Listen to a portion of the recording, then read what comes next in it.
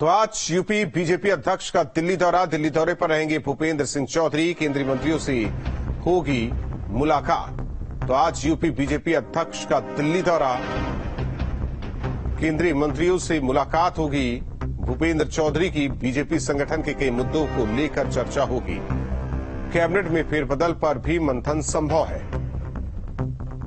तो दिल्ली दौरे पर भूपेंद्र चौधरी, केंद्रीय मंत्रियों से आज होगी मुलाकात। तो लगातार बीजेपी आगामी चुनाव की नजदीक जिस तरीके से देख रही है, लगातार काम कर रही, फिर चाहे वो केंद्र स्तर पर या राज्य स्तर पर। इसी कड़ी में यूपी बीजेपी के प्रदेश अध्यक्ष भूपेंद्र चौधरी आज दिल्ली दौरे पर रहेंगे, जहां वो केंद्रीय नेताओं से मुलाकात कर प्रदेश में पार्टी की स्थिति पर चर्चा करेंगे। चुनाव के मद्देनजर हर एक बिंदु को ध्यान में रखते हुए वरिष्ठ पदाधिकारियों से सलाह लेंगे। साथ ही उत्तर प्रदेश में संगठन में बदलाव और कैबिनेट में फेरबदल पर भी चर्चा करेंगे।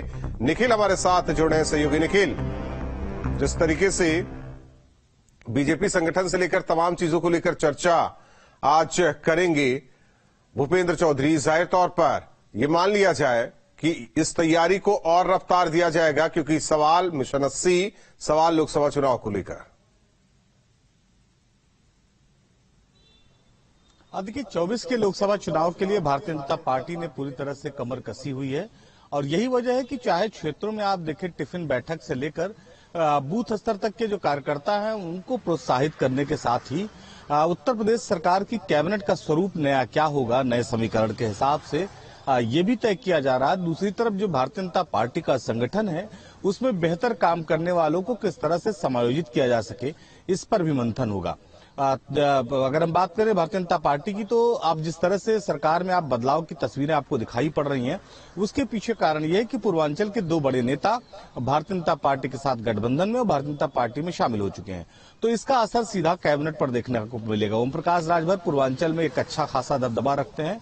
कई सीटें, लगभग 2 दर्जन से ज्यादा सीटें हैं जिस पर ओम प्रकाश राजभर का जो जातिगत समीकरण है वो भारतीय जनता पार्टी के फेवर में सेट बैठता है। दूसरी तरफ अगर हम बात करें दारा सिंह चौहान का, तो पूर्वांचल में दारा सिंह चौहान का भी बड़ा वोट बैंक है जो भारतीय जनता पार्टी के खेमे में आ चुका है।